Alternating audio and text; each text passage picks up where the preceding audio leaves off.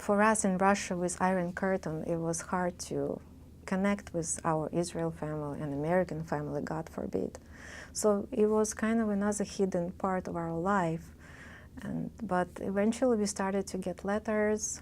Letters started to arrive from America, and then one day the parcel came, and that was a big thing.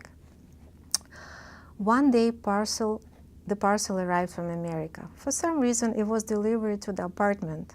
Bala Busta had to be the one to open the door to mailman.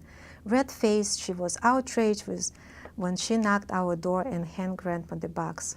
"I didn't know you had relatives overseas," she spoke through her clenched teeth, swallowing her pride and stepping over her ego.